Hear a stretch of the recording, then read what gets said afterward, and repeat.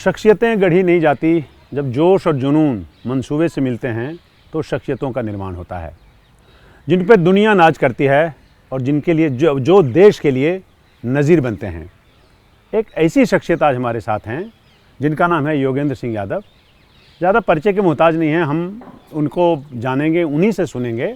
और ये वो इंसान हैं, इसके बाद किसी को परमवीर चक्र इस देश में अभी नहीं मिला। कारगिल वॉर के हीरो। हम लोग आज रियल हीरो से मिलेंगे और इन्हीं की कहानी, इन्हीं की ज़बानी सुनेंगे। यादव साहब, आपका स्वागत है हमारे कार्यक्रम में। सर, बहुत बहुत धन्यवाद। अब आपकी मतलब इतनी कहानियाँ आपकी इंटरनेट पे है, इतनी कहानियाँ यूट्यूब पे है, सब कुछ है। मतलब कुछ ऐसी चीज़ आज हम अब आपसे जानने की कोशिश करेंगे जो अब तक आपसे किसी ने पूछा नहीं है, या आपने वो जो जाने अनजाने में उसको शेयर नहीं किया है। परमवीर चक्र तो मिला, लेकिन परमवीर चक्र मिलने के बाद की ज़िंदगी कैसी रही, उससे देश के युवकों के लिए आपकी तरफ से क्या संदेश है। सबसे पहले इसी से शुरू करते हैं कि मतलब जब आप, अब मैं वो तस्वीरें कुछ कारगिल की देख रहा था, जब उस तस्वीरों को आप देखते हैं तो आप कैसा महसूस करते हैं? क्योंकि मुझे तो, मेरे तो रोंगटे खड़े हो जाते हैं। नहीं, बिल्कुल, जब उन तस्वीरों को देखते हैं तो वो पुरानी यादें आंखों के सामने, वो मंजर पुनः दृश्य लगता है, दिखने लगता है। इन साथियों की यादें आने लगती हैं जिन्होंने हमारे साथ इस भारत माँ की रक्षा के लिए अपने आप को कुर्बान किया जी।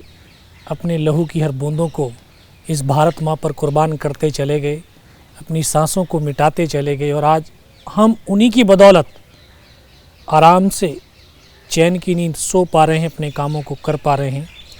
तो ये तस्वीरों को देखते ही वो मंजर नज़र आता है। और आज वो कारगिल नहीं है, वो आज कारगिल धाम है, क्योंकि वहाँ 527 माँ भारती के बेटों की वो दिव्य आत्माएं वहाँ पर मौजूद हैं, जो आज अप्रत्यक्ष रूप से भारत की सीमाओं की सुरक्षा में आज भी वहाँ पर मौजूद हैं। क्योंकि हम जब जिस चीज़ को आत्मा से, मन से जब महसूस करने लगते हैं तो हमें हर चीज़ वहाँ दिखने लगती है। तो वो धाम है और उस धाम की को जीवन पर्यंत कभी कोई भुला भी नहीं सकता है।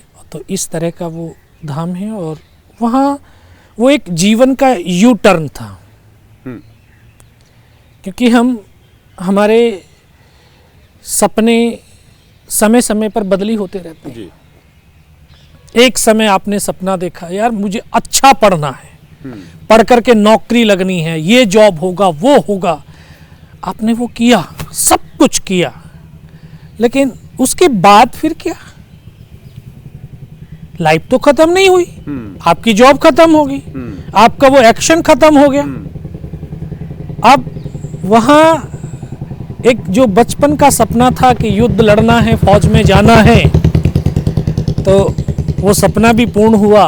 उसके बाद फिर मुझे वो दिन याद है कि जब मुझे मेरा पूरा क्षेत्र, जब ये परमवीर चक्र डिक्लेयर हो गया था, तो पूरा जो मेरा क्षेत्र था बुलंदशहर डिस्ट्रिक्ट, वो मुझे देखना चाहता था कि हमारे धरती का ये बेटा या लाल वो कैसा है। उसकी जुबानी हम कुछ उस कारगिल के दास्तानों को सुनना चाहते हैं। और ये 19 साल का लड़का, जिसने कभी स्कूल के अंदर क्लास में खड़े होकर के 2 शब्द न बोले हों। जब मुझे हॉस्पिटल से ले जाया गया तो हमारे गांव के बाहर एक इंटर कॉलेज था, उसके ग्राउंड में 25-23 हज़ार मेरे क्षेत्र के लोग मुझे देखने के लिए वहाँ पर, अपने बेटे को देखने के लिए वहाँ पर आए हुए थे। तो नेता भी थे, नेता लोग मुझे उकसाने लगे, बोला खड़ा हो भाई, बात कर इनसे। मैं क्या बात करूं, क्या बताऊं? मेरे हाथ पैर कांपने लगे। बोला पकड़ माइक, खड़ा हो। मैं बड़ी मुश्किल से खड़ा हो पाया, और जब खड़ा हुआ तो मेरे से 2 शब्द निकल पाए, यार आप लोग आए, बहुत बहुत धन्यवाद, जय हिंद। कितने बजे का वक्त रहा होगा जब ये सब हुआ, जब आपको जब आपने महसूस किया कि साहब इनकी तो जनसंख्या 150 है, हम 7 लोग हैं, ये कितने बजे का वक्त रहा होगा? ये सुबह 6-7 बजे का समय था, क्योंकि हम 4 से 5 बजे के बीच उस पहाड़ी पर चढ़ रहे थे। और चढ़ते समय एकदम से फायरिंग हुआ, तो 21 जवानों की टीम थी, उसका रास्ता कट ऑफ हो गया। तो हम 7 जवान ऊपर चढ़ पाए। ऊपर जब चढ़े तो हमारा जब फायरिंग हुआ, फर्स्ट कांटेक्ट हुआ पाकिस्तानी सैनिकों के साथ, तो पहले 5 तो हमने मार दिए। क्या अंदाज़ा नहीं था आपकी लीडरशिप को कि वो लोग इतने हैं? नहीं, लीडरशिप को अंदाजा था, बट जो है एक बड़ा टारगेट फौज नहीं बनाना चाहते। अच्छा। क्योंकि वो हाइट्स पर बैठा है और वो हाइट्स से वो हमारी पूरी मूवमेंट को देख रहा है। तो स्मॉल टीम कॉन्सेप्ट रखा गया कि छोटी टीम, टारगेट कम होगा, हम नुकसान ज़्यादा करेंगे। तो ये जो टीम थी, ये टीम एक स्पेशल टीम थी 21 जवानों की जी। जिसमें physically, mentally, firing and navigator बड़े स्पेशल बंदे थे। तो हमें ये काम सौंपा गया कि यार आप इस पहाड़ी से, इस रास्ते से, कौन सा रास्ता, जो 90 डिग्री की चट्टान थी, जहाँ से पाकिस्तान की फौज या उनके लीडर ये सोच भी नहीं सकते थे कि यहाँ से भी हिंदुस्तान की फौज चढ़ करके ऊपर आ सकती है। वो असंभव को संभव हमने बनाया।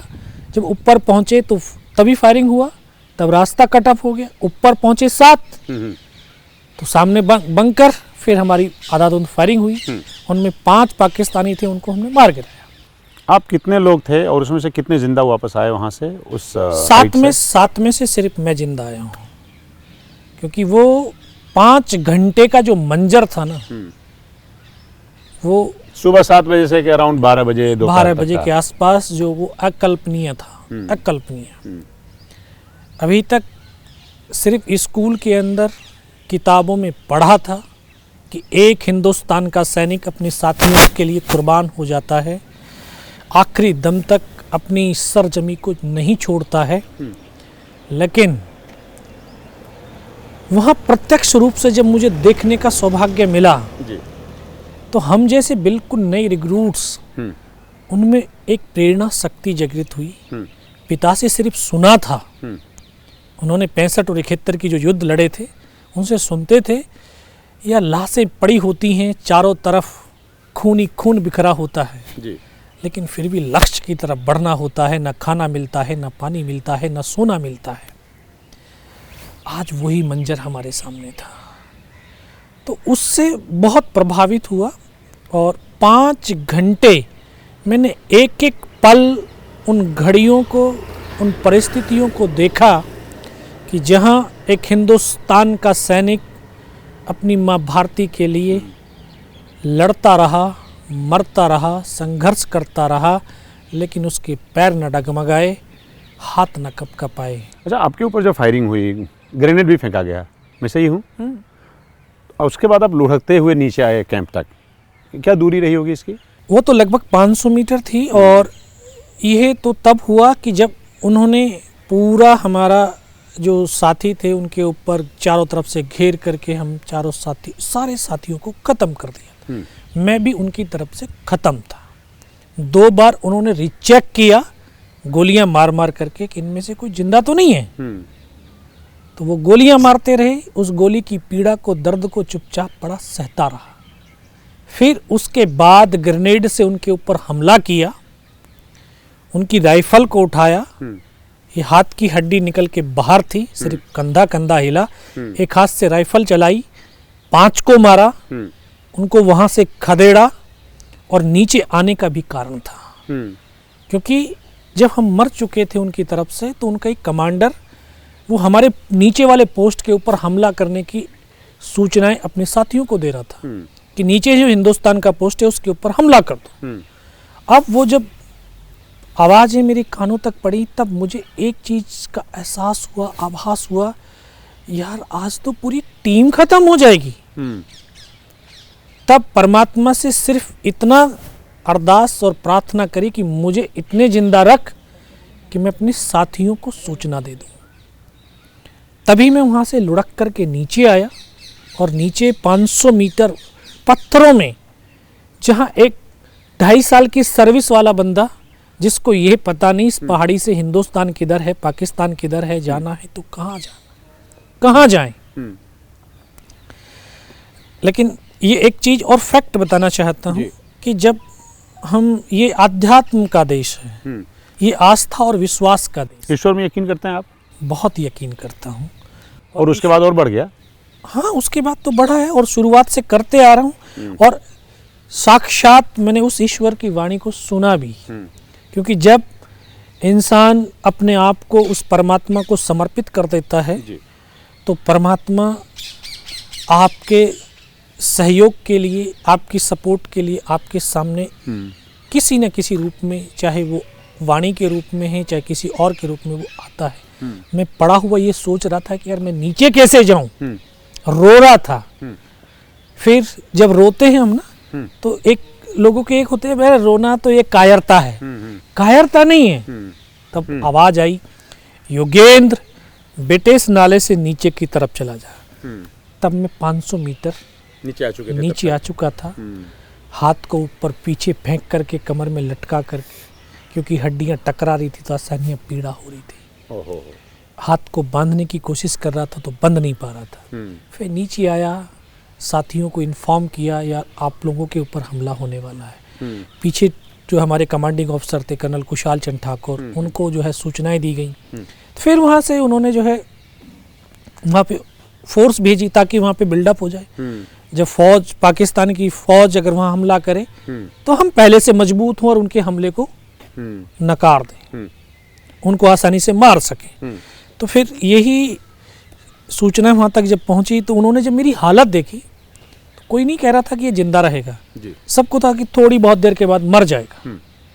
लेकिन मेरे मन के अंदर विश्वास था, और विश्वास वो आस्था, अपने आप से कमिटमेंट, वो ताकत है इंसान की कि वो अपनी मृत्यु को भी हरा सकता है। हमने बचपन में महाभारत देखी थी, पढ़ी थी, सुनी थी कि एक महाभारत में पात्र थे पितामह भीष्म। उन्होंने सिर्फ जीवन में क्या किया, कमिटमेंट किया, प्रतिज्ञाएं करी, और उन्हीं कमिटमेंट और प्रतिज्ञाओं की बदौलत उन्होंने इंद्रियां ही नहीं अपनी मृत्यु को भी अपने बस में कर लिया था। तो उस समय मैंने एक ही कमिटमेंट किया था कि अगर इसने सर और सीने में गोली नहीं मारी ना, चाहे मेरे दोनों हाथ दोनों पैर ले जाओ काट करके, मैं उफ नहीं करूँगा। किसान का बेटा था, बहुत खेतों में हल चलाया था, बहुत फावड़े चलाए थे, बहुत धान को काटा था, और उसी को करते करते फिर जो इतनी स्ट्रांगनेस, इतनी मेंटल पावर बन गई, और उसी आत्मविश्वास और कमिटमेंट से आज 17 गोलियां लगने के बाद भी आप लोगों के बीच में जिंदा हूँ। तो ये एक पूरा वहाँ पर इतना घटनाक्रम रहा। तो जो आपको मैं बताना चाह रहा था कि जो एक घायल अवस्था से हॉस्पिटल से गांव लेके गए तो हाथ पैर कप आ रहे हैं, क्योंकि 10th पास हम बोल कब सकते हैं जब हमारे पास शब्द हों। अब शब्द तो है नहीं। फिर लाइफ ने एकदम से टर्न लिया, और फिर अपने आप को मैंने ये महसूस किया यार योगेंद्र, आज जो मेरे पास है ये मेरा नहीं है, ये उन शहीदों के लहू का चिराग है जिससे लोगों के दिलों में इस चिराग से कुछ चिंगारियां जगानी हैं, और चिंगारियां तब जग सकती हैं जब तेरे पास ज्ञान होगा। फिर मैंने इंटर करी फौज हॉस्पिटल से। इंटर करने के बाद में कितना दिन रहे आप? 16 महीने लगभग हाँ, 1.5 साल। और फिर उसके बाद थोड़ा सा शौक बढ़ गया कि यार और पढ़ना है। फिर ग्रेजुएशन करने लगा, तो ग्रेजुएशन करता रहा। और मुझे याद है कि मैंने पहला जो टॉक जो है लोगों के बीच संवाद जो किया 20 मिनट का किया, वो आगरा में किया। लोगों ने सुना। अब हम जब आपसे मैं आज बात कर रहा हूँ, आपके अंदर कोई परिवर्तन होता, आप चेंज लेकर के कुछ करते हैं तो मेरा मोटिवेशन बनता है। आपके बताए हुए से मैं चेंज होता हूँ तो ये आपका मोटिवेशन। तो पढ़ के कुछ फायदा हुआ क्या? बहुत फायदा हुआ। अच्छा। जैसे आज मैं बोल पा रहा हूँ, मैं तो बोल ही नहीं पा रहा था। तो ग्रेजुएशन किया, फिर लेकिन पढ़े लिखे लोगों ने तो ज़्यादा देश का नुकसान किया। नहीं, पढ़ने का मतलब सर वो नहीं है, डिग्रियां हासिल नहीं करनी है। डिग्रियां के लिए पढ़ाई नहीं होती, पढ़ाई होती है समझ के लिए, सरलता के लिए, ज्ञान के लिए। और जब अगर व्यवहार उसका सरल हो जाए तो वो ज्ञानी है। तो फिर ग्रेजुएशन कर लिया। तो 2007 में फिर एक और मोटिवेशन मुझे मिला कि बिरला स्कूल कोलकाता, तो वहाँ हम तीनों परमवीर चक्र, बाना सिंह साहब, संजय कुमार और मैं, उस समय उपराष्ट्रपति थे भैरव सिंह शेखावत, उनके साथ हमने एक स्कूल में प्रोग्राम शेयर किया। तो वहाँ जैसे अभी लड़ाई की वो बातें, कुछ मोटिवेशनल टॉक, उनसे जब बात किया तो बात बता करके तो चले आए। अब मुझे क्या पता कि इसका इम्पैक्ट पड़ता है कि नहीं पड़ता, लेकिन वो 2010 में ऑफिसर ट्रेनिंग एकेडमी चेन्नई में पोस्टिंग गया। तो वहाँ एक ट्रेनिंग चल रही थी, उस ट्रेनिंग में मैं भी बैठा हुआ था, एक आर्मी के ऑफिसर भी बैठे हुए थे। तो 4 जीसी दौड़ते हुए आए, उन्होंने तो मुझे पहचान लिया, मैं तो नहीं पहचान रहा है। वो आकर के पैर छुए, बोला साहब पहचाना? मैं कहा नहीं। बोला हम वही स्कूल के, वो उसी स्कूल के स्टूडेंट हैं जहां पर आप मोटिवेशनल टॉक दे करके आए। क्या बात है। हमारा कोई इरादा नहीं था फौज में, हमारा था IAS PCS या डॉक्टर बनेंगे। तो लेकिन आपकी बातों को सुनकर के लगा यार राष्ट्र की रक्षा में हमें जाना चाहिए, और हम चारों साथियों ने डिसाइड किया और हम फौज में आ गए। उस दिन मुझे लगा यार अपनी इस नॉलेज को और बढ़ाना चाहिए, अपनी कम्युनिकेशन स्किल को बढ़ाना चाहिए, ताकि हम बात तो सभी करते हैं, लेकिन अगर वो प्रभावी तरीके से लोगों को हिट करे तो लोगों को और ज़्यादा इम्पैक्ट पड़ेगा, और ज़्यादा फौज या राष्ट्रभक्त बनने लगेंगे, राष्ट्र के प्रति सोचने लगेंगे।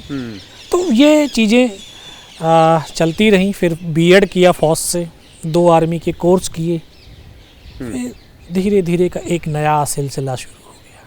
तो परमवीर चक्र मिलने के बाद सर्विस में आपने कंटिन्यू किया, ज्ञान हासिल किया, पढ़ाई की, ये ज़िंदगी बदलने के अलग अलग फेज़ रहे आपके। बिल्कुल। और क्या तब्दीली हुई आपकी ज़िंदगी में परमवीर चक्र मिलने के बाद? लोग कहते हैं परमवीर चक्र मिलता है तो सरकार ज़मीन दे देती है, सरकार पेट्रोल पंप दे देती है, सरकार कई तरह की सुविधाएं और दे देती है, मतलब इसमें से काफ़ी सारी मिथ भी हैं। हाँ, मिथ भी हैं। अभी देखिए कि ये डिफेंस अवार्ड है ना, और इसका जो सेंट्रल गवर्नमेंट, जो मिनिस्ट्री ऑफ डिफेंस है, भारत सरकार की तरफ से तो इतना नहीं कुछ होता है। ये लुक आफ्टर स्टेट गवर्नमेंट बोलते हैं, है ना। अब स्टेट गवर्नमेंट, हर स्टेट की अलग अलग अपनी पॉलिसीज है। तो मैं जैसे उत्तर प्रदेश का हूँ, तो उस समय जो मेरे राज्य की सबसे ज़्यादा धनराशि थी 2 लाख रुपए, तो वो उत्तर प्रदेश गवर्नमेंट ने मुझे उस समय दिया जी। अभी बहुत सारी चीज़ें जब ये बनती हैं सुविधाओं में, तो उसमें कोई लिखता है कि ये चीज़ें मिलेगी, पेट्रोल पंप, गैस एजेंसी मिलेगी, पोस्ट मस मिलेगी। उसमें ये नहीं देखते कि भाई ये हाईएस्ट गैलेंट्री अवार्ड है या इस तरह का है, तो उसको भी ये चीज़ें मिलनी चाहिए। अब हम तो जीवित हैं, तो हमें ये चीज़ें नहीं दी गई।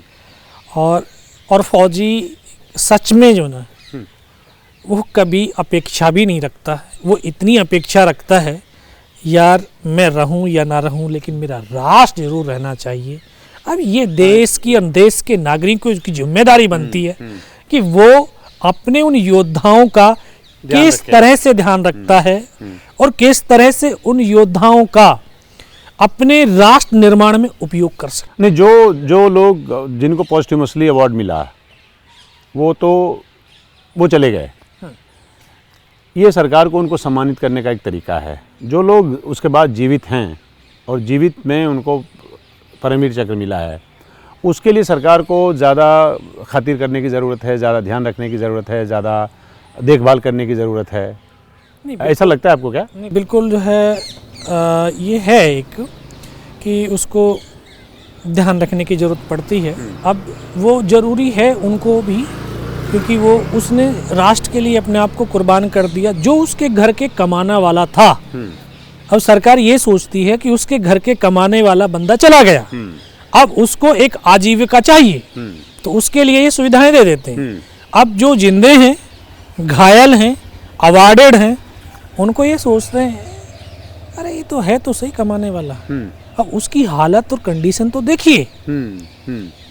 अब एक परमवीर चक्र कहीं रिटायरमेंट के बाद कहीं गार्ड की नौकरी तो नहीं कर सकता, कर सकता है। तो सरकार ने ख्याल रखा आपका? सरकार तो कहाँ, सरकार अपने हिसाब से ख्याल रख रही है। मैं ये सोचता हूँ कि यार सरकारों से ज़्यादा परमात्मा से के ऊपर ध्यान दो और अपने आप को इतना स्ट्रांग बनाओ कि हमें किसी से कुछ कहने। अभी देखिए बाना सिंह साहब की हमने जो है स्टोरी सुनी, 1987 -50 डिग्री टेम्परेचर में जो बंदा लड़ता है और पाकिस्तान के कैद पोस्ट को आज बाना पोस्ट के नाम से जाना जाता है। उसकी वीरता, शौर्य, पराक्रम आफ्टर रिटायरमेंट 25 साल से ज़्यादा हो गया उनको रिटायरमेंट, घर में कैद हो गई है। क्या सुविधाएं, पेंशन से अपने परिवार का पेट पाल रहे हैं। भारत सरकार का योगदान आपकी लाइफ में पोस्ट परमवीर चक्र क्या है? भारत सरकार के फाइनेंसेस के मामले में, नहीं, घर देने के मामले में, नहीं, जो दूसरे एसेट्स देने के मामले में। भारत सरकार का तो इसमें फाइनेंस का ये है कि जो पर मंथ एक अवार्ड के लिए एक राशि निर्धारित है वो पर मंथ मिलती है। जैसे अभी परमवीर चक्र की 20,000 रुपये है, 20,000। बाकी एक रेल का पास दिया हुआ है जो कॉम्प्लीमेंट्री क्लास का है, वो फर्स्ट एसी का है, बट उसमें आपको कोटा नहीं है। अब मैं उनसे ये भी कह रहा हूँ कि यार कोटा भी नहीं है, फिर इसको ऑनलाइन हम बुकिंग भी नहीं कर सकते हैं, डिजिटल इंडिया की बात करते हैं, तो अब क्या करें? आप कैसे काम करता है वो मैकेनिज्म, कैसे काम करता है? कैसे काम करता है? आपको पास दे दिया, उस पास को लेकर के आप रेलवे स्टेशन टिकट काउंटर पर जाइए, खिड़की पे दीजिए, खिड़की पे आप दिखाएंगे तो आपको रिजर्वेशन दे दिया जाएगा। अगर सीट हुई तो, नहीं हुई तो वेटिंग लिस्ट थमा दिया जाएगा।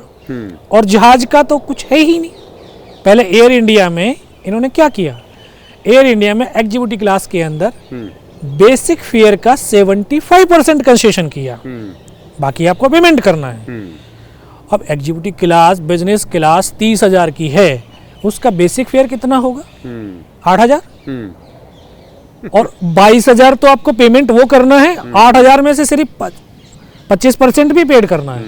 तो इतने में तो इंडिगो की दूसरी फ्लाइट पकड़कर 4 बार मुंबई के वो लगा लेगा, चक्कर लगा लेगा। तो ये सुविधाएं हैं। कभी राइट अथॉरिटी के साथ, राइट प्लेटफॉर्म पे ये शिकायत नहीं की आपने? मतलब कम से कम उनको अगर अवेयर भी कराया होता कि ज़्यादा होना चाहिए, क्योंकि आप इसमें लीडरशिप के तौर पे काम कर सकते हैं।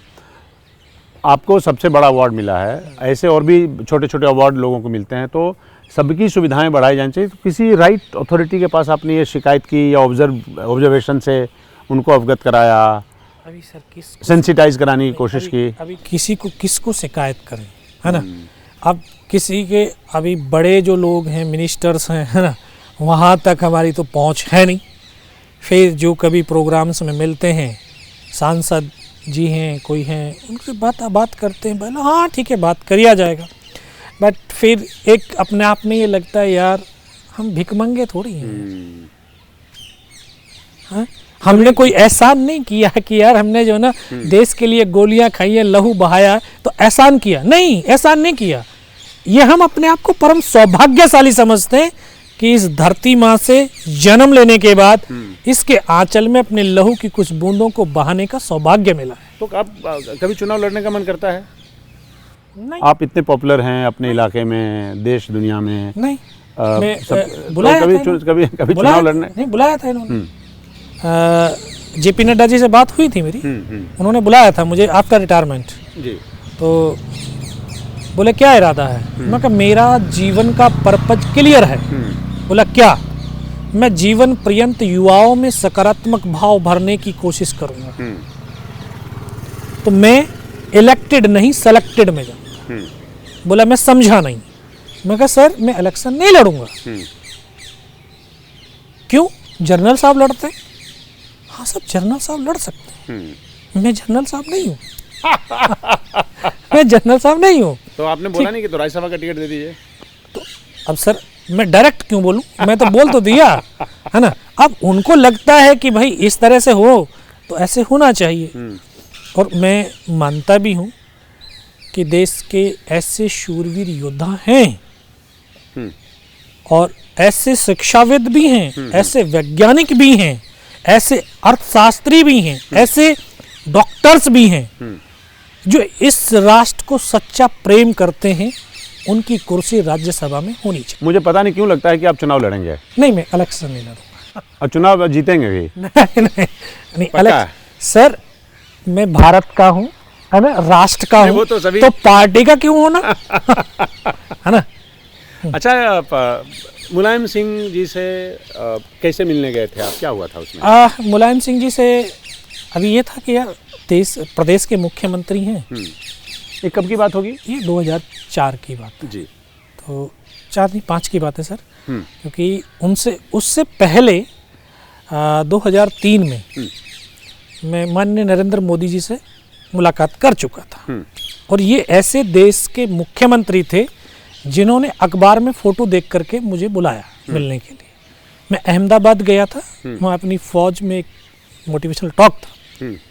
तो वहाँ जब अखबार में छपा तो इन्होंने, जो वहाँ के जनरल कमांडिंग ऑफिसर थे, उनको बात किया, बुलाया इस बंदे से मुझे मिलना है। तो फिर इन्होंने ऑफिस में बुलाया, वहाँ बैठ करके बातचीत हुई। तो इन्होंने बोला है मुलायम सिंह से मिला? मैं कहा नहीं, मैं नहीं मिला। बोला बहुत अच्छा दोस्त है। मैं कहा, बोला चलो मिलवाएंगे। फिर मुझे लगा है चलो एक बार मुख्यमंत्री जी से मिल लेना चाहिए।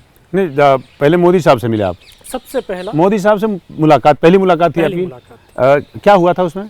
उसमें बस सर स्टोरी पूछी। तो स्टोरी पूछा कि कैसे हुआ, कैसे लड़े तुम? बोला मैं भी गया था कारगिल में उस टाइम पे, और बहुत खतरनाक इलाका है, मैं देखा है। तो स्टोरी पूरी सुनने के बाद फिर उन्होंने बोला अच्छा ये मेरे कमांडो भी हैं, हाँ चल इनको भी मोटिवेट कर। तो फिर कमांडो से बातचीत हुई मेरी बहुत देर तक। फिर इन्होंने एक और चीज़ निकाल कर की थी, बोला तेरा कम्युनिकेशन स्किल थोड़ा सा कम है। आपको बोला? हाँ, तुझे मैं वापस बुलाऊंगा। तो फिर मुझे वापस बुलाया, थोड़ा क्लासेस अटेंड कराई, और फिर जो हमारी अभी फिलहाल उन्होंने क्लासेस अटेंड करवाई? हाँ, उन्होंने मोदी जी ने बोला आप जाओ। तो आपके फौज में रहते हुए मतलब आपकी मेंटरिंग में उनका बड़ा मेंटरिंग उन्होंने बहुत अच्छा किया। क्या बात है, क्या बात है। तो फिर ये अभी वर्तमान की उत्तर प्रदेश की राज्यपाल आनंदीबेन उस समय शिक्षा मंत्री थी। फिर इनको बोला आनंदीबेन आप अभी गुजरात के अच्छे अच्छे स्कूलों में इसको लेके जाओ।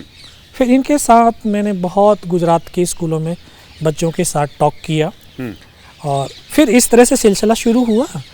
पढ़ाई भी शुरू हुई, टॉक भी शुरू हुई। फिर मुख्यमंत्री जी मुलायम सिंह से मुलाकात करने का मुझे मौका मिला। जी। क्या उन्होंने मुलायम सिंह को फ़ोन किया था? पता नहीं, उसका नहीं मुझे मालूम है। ठीक है। तो अभी मुझे एहसास अब बाद में हुआ कि उत्तर प्रदेश के मुख्यमंत्री से मिलना प्रधानमंत्री से मिलने से कहीं कठिन है। अब भी? हाँ, अब भी कहाँ मुलाकात होती। तो ये नए वाले मुख्यमंत्री से मिले हैं आप अभी जो हैं? हाँ, एक बार मुलाकात वो भी प्रोग्राम में हुई थी रायबरेली में। उस कोई प्रोग्राम था, तो उसमें हम एक मंच हमने शेयर किया, साझा किया था। तो मैं तो वहाँ बोला था उनको, मैं कहा सर आज जीवन का वो सौभाग्य है कि जहाँ कि मैं कहा योगी और योगेंद्र दोनों एक ही राशि के आज एक मंच पे। तो उस समय मेरे जो अखिलेश यादव थे, उन्होंने मेरे गांव के लिए 100 बेड हॉस्पिटल दिया था। मुलायम सिंह पे पहले लौटते हैं, अखिलेश यादव पे बाद में आते हैं। तो मुलायम सिंह साहब मिलने गए? हाँ, मुलायम सिंह से मिलने गया। तो सर अभी बिना अपॉइंटमेंट का कौन मुख्यमंत्री से मिलने देगा। और वहाँ तो बड़े बैरिकेटिंग थे। तो एक टीचर थे मेरे गांव के, तो वो लेके गए थे, बोला चल मैं बताऊंगा कहाँ से क्या होगा। तो हम गए सर घूमते हुए, शाम हो गई, कोई मिलाने के लिए तैयार नहीं। कितने घंटे लगे होंगे? क्या सर, सुबह से शाम तक लगभग 10-11 घंटे हम वहीं घूमते रहे। फिर शाम के टाइम तो उनके जो गेट पे एक उनका PSO थे, तो कभी आपने देखा होगा लाल लाल बाल उनके रहते थे, इंस्पेक्टर साहब कौन से। ठीक है, समझ गए। तो मैं उनसे बोला, मैं कहा ऐसे मैं परमवीर चक्र विजेता योगेंद्र यादव हूँ और कारगिल युद्ध का हूँ, मैं मुख्यमंत्री जी से मिलना करना चाहता हूँ। यार ऐसे कैसे मिल सकते हैं, अपॉइंटमेंट लेना पड़ता है, उनकी तो 1-1 मिनट का जो है पूरा होता है। तो मैं कहा सर हमें तो पता नहीं था। तो आगे मैं कहा आपसे एक रिक्वेस्ट है। बोला क्या? कि मैं कहा सर मेरा नाम उन तक पहुंचा दीजिए अगर उनको मिलना होगा तो बुला लेंगे, नहीं तो मेरी 9:30 बजे की ट्रेन है, मैं तो वापस चला जाऊँगा। सर उन्होंने शायद कुछ भाव जागृत हुए होंगे, उन्होंने नाम लिख करके भेज दिया उनके पास, और अगले 7 मिनट में मैसेज आ गया कि अभी भेजो इसको। भेजो इसको। फिर गए हम सर, अंदर बुला लिया, बैठे, मेरे से 1 घंटे बातचीत हुई उनकी। फिर लास्ट में बोलते हैं यूपी गवर्नमेंट ने क्या दिया। मैं कहा सर आज मुखिया हैं आप, आपको मालूम होगा। जी। मैं कहा सर मैं तो कुछ मांगने के लिए तो नहीं आया, मैं तो सिर्फ आपसे मिलने के लिए आया था। और एक राज्यपाल जी को मैं कहा, मेरी वाइफ ने लेटर दिया था कि एक कोई छोटा पोट कोई प्लॉट हमें मिल जाए, तो राज्यपाल ने ये लिखा कि यार मेरे अथॉरिटी से बाहर है। और ये बोला कहाँ है लेटर। मैं कहा सर ये रहा। तो जैसे दिया, बोला कहाँ चाहिए।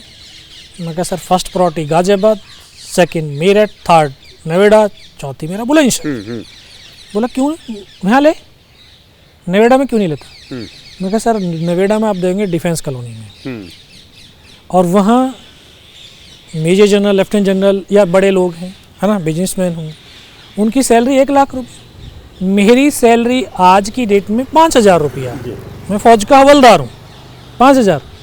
एक तो बड़ी मुश्किल से उसको बना पाऊँगा, और बन गया तो वहाँ सरवाइव करना मेरे लिए बहुत मुश्किल होगा। तो अच्छा कैसा चाहिए। मैं कहा सब मेरी सोसाइटी जैसा ही चाहिए, मैं तो गांव का रहने वाला आदमी हूँ। बोला ठीक। तो फिर यहाँ गाजियाबाद के उस समय डीएम थे संतोष यादव, उनको उन्होंने कॉल किया, बोला संतोष योगेंद्र यादव मेरे पास है, कितने बजे की ट्रेन है। 9:30 बजे की। ओ अच्छा वो लखनऊ में ले। बोला 7 बजे गाजियाबाद पहुँचती है। जब ये गाजियाबाद उतरे तो इसके हाथ में प्लॉट के कागज होने चाहिए। बस इतना वहाँ बातचीत हुई। मैं कहा सर मैं प्लॉट के कागज़ तब लूँगा जब आप मेरे गांव आएंगे और वहीं पर मुझे देंगे। क्यों। मैं कहा सर एक मुख्यमंत्री गांव में आएगा तो गांव की बहुत सारी चीज़ें सुधर जाएगी, बाकी तो हम जा कर के अफसरों से टक्कर मारते रहेंगे, कोई नहीं सुनेगा। बोला ठीक है, कब जा रहा है, तू कहाँ है अभी आजकल। मैं कहा सर मैं भूटान में पोस्टिंग हूँ। अच्छा वहाँ का राजा वो जिग्मे सिग्मे वांचुक। मैं कहा हाँ सर। बोला मेरा दोस्त है, तू कब जा रहा छुट्टी काट के। मैं कहा सर मेरा 5 अप्रैल का है वापस जाने का। तो फिर उन्होंने तुरंत बोला 2 अप्रैल का योगेंद्र यादव के गांव का प्रोग्राम लगाओ। फिर वो 2 अप्रैल को गांव में आए और प्लॉट के कागज़ दिए। तो गांव की बहुत सारी चीज़ें, रोड, बिजली के तार, पानी की बहुत सारी चीज़ें सुधर गई। फिर गांव के जो छोटे मोटे इशू थे वो भी जो है वहाँ पे समाधान का हुआ। फिर सर फौज की नौकरी, कभी कहीं ऐसे घूमते रहे। फिर एक बार और मुलाकात कहीं हुई थी प्रोग्राम में, तो उन्होंने बोला अरे वो यश भारती मिला। मुझे नहीं मालूम था यश भारती क्या होता है। नहीं मिला। अरे नोट करो। फिर पता नहीं क्या हुआ, चले गए सर। फिर अखिलेश जी बन गए मुख्यमंत्री। फिर अखिलेश जी को एक बार और हम कहीं उसमें राम मनोहर लोहिया पार्क में सर एक सिविलियंस ने प्रोग्राम किया था। ये अपना राज्य सरकार ने कुछ और दिया आपको? नहीं, बस ये प्लॉट दिया सर। अच्छा। ये प्लॉट दिया और फिर यश भारती का वो अवार्ड दिया उन्होंने 2014 में। और बाकी तो फौज में बहुत अपना जो है नौकरी करते रहे, चलते रहे, और 5 लाख रुपये और प्लॉट दिया। उसके बाद यश भारती का 11 लाख का होता है, तो उस टाइम पे वो 11 लाख। फिर ये हुआ कि उस यश भारती की पेंशन बंद दी थी, पेंशन 50,000 रुपये पर मंथ। वो 2 साल मिली, सरकार बदली होगी, सरकार बदली होती है पेंशन बंद होगी। हाँ, जब योगी जी आए तो वो बंद कर दिया यश भारती वाला पेंशन। तो फिर योगी जी से वहाँ जब मुलाकात हुई तो मैं बोला, मैं कहा सर 100 बेड हॉस्पिटल उन्होंने दिया था गांव के लिए। मैं कहा पूरा क्षेत्र हमारा इतना ऐसा है, या तो बुलंदशहर यहाँ आप मेरठ जाओ या दिल्ली जाओ, नज़दीक तो कोई ऐसी सुविधाएं नहीं है, बुलंदशहर में भी नहीं है इतनी। तो वहाँ पे अगर आप बना दें तो क्षेत्र वालों के लिए कुछ फ़ायदा हो जाएगा। तो बोला 100 बेड, बोला सब कुछ क्लियर था, लेकिन अभी आपके वहीं महकमे में ज़मीन का कुछ हो है तो उसे कर दीजिए। उन्होंने 100 बेड काट करके 4 बेड हॉस्पिटल मेरे गांव में बनवा दिया। वाह, बहुत बढ़िया। मेरे नाम से अभी 4 बेड का हॉस्पिटल गांव में है। 100 बेड हो गया, 4 बेड। 4 अभी क्या दिनचर्या है आपकी? क्या करते हैं अभी सर आप आर्मी से रिटायर्ड हैं? मैं आर्मी से रिटायर्ड हूँ, और आर्मी से रिटायर्ड होने से पहले मुझे लगा कि यार अब ये डिजिटलाइजेशन है ना, डिजिटल इंडिया हो रहा है, हर जगह हर हाथ में जो है मोबाइल्स है, ये है। तो लेकिन कुछ ऐसे लोग भी होते हैं जो ये चीज़ों से दूर रहना चाहते हैं, वो किताबों से प्रेम करते हैं। तो इन बातों को क्यों ना किताबों में परोया जाए। तो फिर गांव की शैली के आधार के ऊपर मैंने कोविड में जब लोग घरों में बंद हो गए थे, तो उस समय मैं फौज में रह करके अपनी उस स्टोरी को पूरा लिखा, गांव की वो शैली को लिखा कि किस तरह से एक किसान का बेटा एक परमवीर बन सकता है, और उसमें ये गुण कैसे कैसे भरे जा सकते हैं। तो वो हीरो ऑफ टाइगर हिल मैंने बुक लिखा, और फिर फौज से जैसे रिटायर्ड हुआ तो वो एक सिलसिला था हमारा कि कभी स्कूल्स कॉलेज में जाना, फौज की कभी परमिशन मिलती थी, कभी नहीं मिलती थी, लेकिन मैंने इस चीज़ को अपना एक पैशन बना लिया, जुनून बना लिया कि यार ये ही मेरी लाइफ है जी। क्योंकि मैं अगर लोगों को नहीं बताऊंगा तो कौन आकर के बताएगा। अच्छा, एक बात बताइए, क्योंकि आपने बात ऐसी कह दी, नए लोगों को आर्मी में जाना चाहिए क्या? फाइनेंसेस बेहतर नहीं हैं, सैलरी बहुत ज़्यादा नहीं है, आजकल नए नए एवेन्यूज़ आ गए हैं जहाँ पे नौजवान ज़्यादा पैसे कमाते हैं। क्या आपके लिए आपके जहन में क्या आता है जो नए? नहीं, बिल्कुल सर, फौज में जाना चाहिए। नए लोगों के लिए क्या कहते हैं आप? नहीं, फौज में जाना चाहिए, और फौज एक ऐसी संस्था है, ऐसी संस्था। मेरा 44 साल का जीवन हो गया, और 25 साल मैंने इस संस्था को दिए।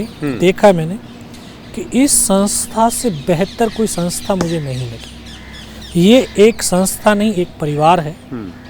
और जिस तरह से परिवार के अंदर सारे भाई, कभी कोई तो लड़ने लगते हैं, है ना, प्रॉपर्टी के लिए लड़ता है, कोई किसी के लड़ता है, यहाँ एक सूत्र में बनना सीखता है। तो जीवन की जीने की जो कला है, सच में ये फौज सिखाती है।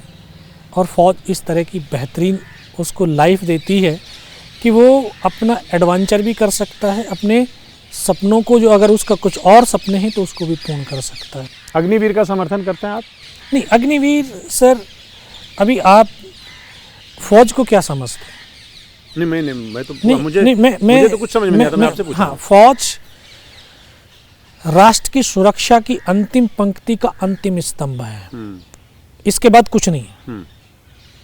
तो जब आप अपना घर बनाते हो तो घर में पक्की ईंटें लगाते हो ना, परमानेंट, चूने से, ये ताकि ये दीवार मजबूत रहे और मैं चैन की नींद इस घर में सो सकूं। टेम्परेचर तो नहीं लगाते ना।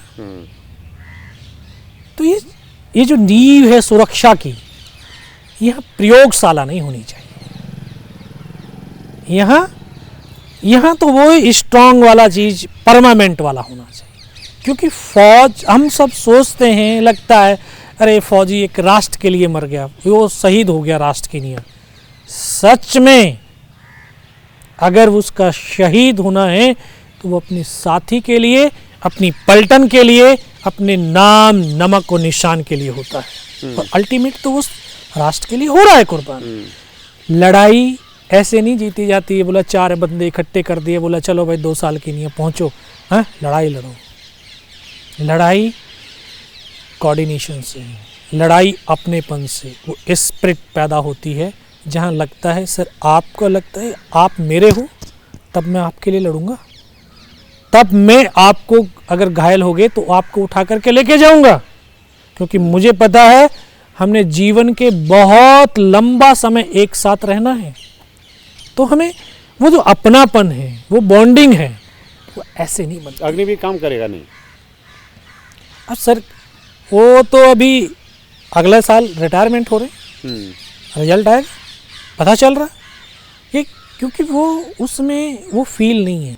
पर्सनली आपको धक्का लगा जब ये स्कीम सरकार लेकर आई? तो लगा था।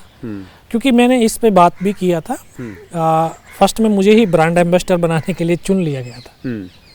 तो मैंने फर्स्ट में जब ये इसको देखा तो मैं बोला सर ये है क्या? बोला अग्निपथ। तो आप सिर पर पाँव रख कर भाग गए? नहीं, सिर पे पैर नहीं रखा। नहीं, पर आप ऐसी स्कीम का क्यों समर्थन करेंगे आप? मैं समर्थन नहीं, मुझे मालूम नहीं था, तो ये उन्होंने बुला लिया। अच्छा। फिर मुझे पढ़ करके स्क्रिप्ट सुना रहे हैं। जब सुना रहे हैं तो मैं बोला सर अगर ठीक है, गवर्नमेंट ये चाहती भी है कि ऐसा होना चाहिए, लेकिन इसमें मेरे सर 3 पॉइंट हैं, आप उनको क्लियर कर दो, मैं इसका समर्थन ब्रांड एम्बेसडर बनने को तैयार हूँ। हाँ, मैं इसका समर्थन करूंगा। बोला कौन सा? मैं कहा सर इस वर्दी को देख करके भारत का नौजवान बड़ा आकर्षित होता है, उसमें जोश जुनून जज्बा, और किसी माँ का एक बेटा वो जुनून से फौज में आ गया, क्योंकि हम इनको कंप्यूटर चलाने के लिए, ऑफिस में बैठाने के लिए नहीं बुला रहे, इनको बैटल फील्ड के लिए बुला रहे हैं। और वो लड़के को गोली लगी, वो सर शहीद हो गया, उसको क्या देंगे सर? बोला 1 करोड़। उनका क्रिकेटर एक छक्का मारता 1 करोड़ मिल जाता। इसकी लाइफ का छक्का, इसके साथ साथ इसके परिवार की लाइफ का छक्का, सब खत्म है। वो जीते बेशक हैं, लेकिन उनका जीना कोई जीना नहीं होता। मैं कहा सर उसके लिए एक रेगुलर सैनिक की तरह उसको पेंशन और तमाम सुविधाओं का प्रबंध होना चाहिए। अच्छा, आपको ये लगता है कि जो आपके जैसे लोग आते हैं वो आर्मी में, जिसमें उसमें जोश पे ज़्यादा काम होता है, वो जो उम्र होती है वो उसमें ये नहीं देखते हैं कि बाद में चल के फाइनेंशियली हम कितने बेहतर होंगे, सरकार कितनी सहायता करेगी, वो हार्मोन से उस वक्त ड्राइव हो रहे होते हैं। ऐसा है क्या? हाँ, वो देखिए फौज पैसे के लिए तो नहीं है। जिसने पैसा देखना है वो सिविल में जाए। ये पैसा नहीं है, पैशन है राष्ट्र के प्रति।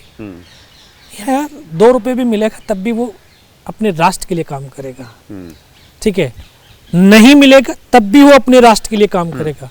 उसके अंदर कभी ये भावना नहीं आएगी कि यार मैं ये काम नहीं कर सकता हूँ, मुझे ये काम क्यों करूँ, मैं नहीं करना है मुझे, नहीं।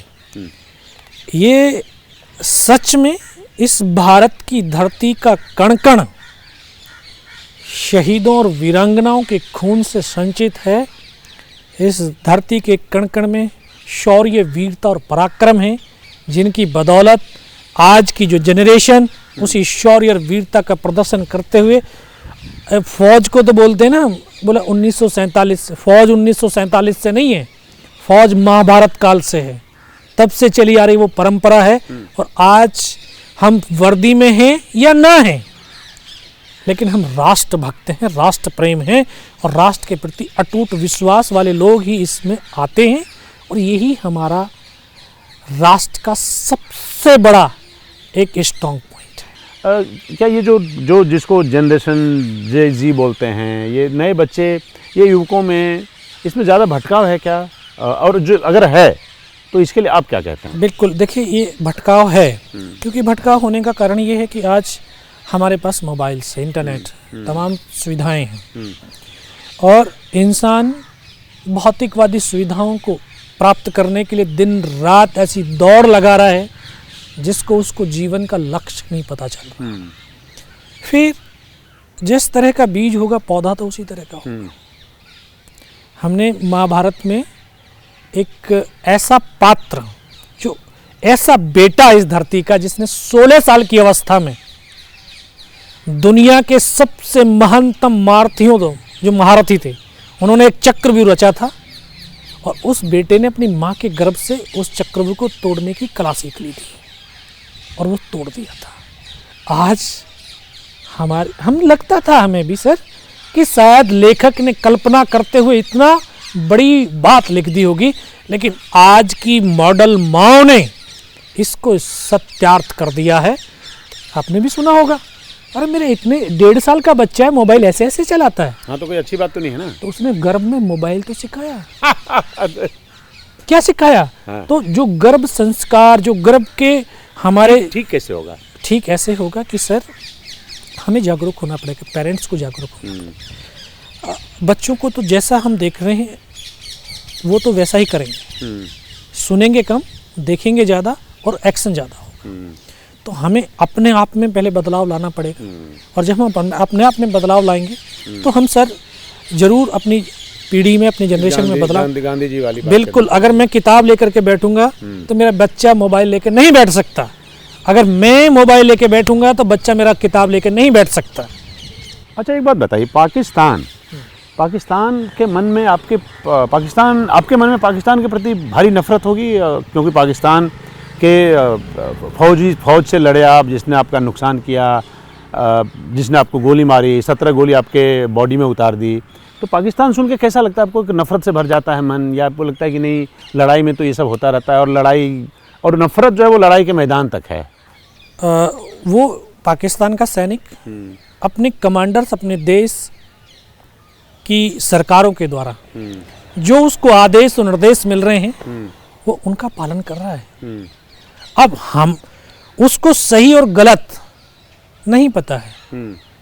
अब उन्होंने, पाकिस्तान वालों ने जब यहाँ पे इस तरह से किया तो उनको सिपाहियों ने तो नहीं किया, किसी एक व्यक्ति की सोच थी ना, उस व्यक्ति की सोच के आधार के ऊपर ये सारा पूरा करगिल हुआ। तो मुझे उस पाकिस्तान से या उससे कोई नफरत नहीं, नफरत वो वहीं तक है। हाँ, वो मेरी ज़मीन पे आकर के बैठ गया, अब मेरा वो दुश्मन। हाँ, लेकिन आजकल तो फैशन है ना पाकिस्तान की बात करना हमारे लिए। अरे सर, वो अपने आप को चमकाने के लिए कोई कुछ भी बोलता रहे। हाँ, और मुझे बड़ा दुख हुआ, क्योंकि देखिए युद्ध जो है ना सर, युद्ध में फूल नहीं बरसते हैं, लहू बरसता है।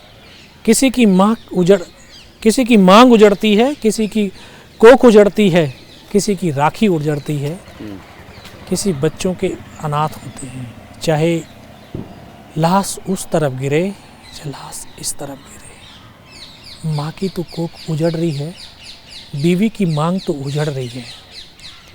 युद्ध जरूरी है, लेकिन वो युद्ध आखिरी विकल्प होना चाहिए शांति स्थापित करने के लिए। महाभारत में कृष्ण भगवान ने कहा कि युद्ध आखिरी विकल्प हो, शांति स्थापित हो। लेकिन शांति तो तब होगी जब लोगों में विस्तारवादी भावना और अहंकारवादी भावनाएं जब खत्म होने लगेंगी। आज तो हर दो राष्ट्र के राष्ट्रीय अध्यक्षों के अगर मन विचार नहीं मिल रहे हैं तो वो लड़ने को तैयार हैं। और कितने लाखों लोग जो इस धरती पर जीवन जीने के लिए आए, बेमौत मरते हुए चले जा रहे हैं। आज हम दुनिया में देख रहे हैं कितने युद्ध चल रहे हैं, बेकसूर बेगुनाह लोग रोज मर रहे हैं, उनकी तरफ दुनिया का कोई ध्यान ही नहीं। क्या उनका क्या कसूर है सर? मुझे एक छोटा सा जब मुझे लगा यार, एक 2013 में मैं पाकिस्तान के बॉर्डर पर बैठा था, बिल्कुल अपने साथियों से मिलने गया। तो इस पहाड़ी पे पोस्ट हमारा था, नीचे गांव था उनका, पाकिस्तान का। हमसे तो अच्छे सच में जानवर भी हैं, इंसानों से। एक बंदर था वहाँ, वो सर भागा हुआ गया नीचे, पाकिस्तान का वहाँ खेत का भुट्टा था, वहाँ से 4 भुट्टे तोड़ के लाया। हम यहाँ बैठ करके चूरमा बना के खा रहे हैं, वो भुट्टे ला करके खा रहा है। मैं बैठा हुआ सोच रहा हूँ यार, इसको क्या पता तू पाकिस्तान से तोड़ करके भुट्टे लाया और हिंदुस्तान में बैठ के खा रहा है। इंसान जो इस धरती का सबसे बड़ा सुंदर जीव, जिसके पास इतनी बुद्धि, इतना सब कुछ दिया, मगर हमें पाकिस्तान अगर नजर आया लिखा हुआ है तो हमारी हालत खराब हो जाती है। क्योंकि ये कागज पे खींची हुई लकीरें हमारे दिलों पे इतनी गहरी हो गई हैं। न ज़मीन में फ़र्क है, न आसमां में फ़र्क है, न हवा में फ़र्क है, न पानी में फ़र्क है, लेकिन इंसानों के भावों में। चलिए, बहुत बहुत शुक्रिया आपका। शांति के लिए काम करते हैं हम लोग।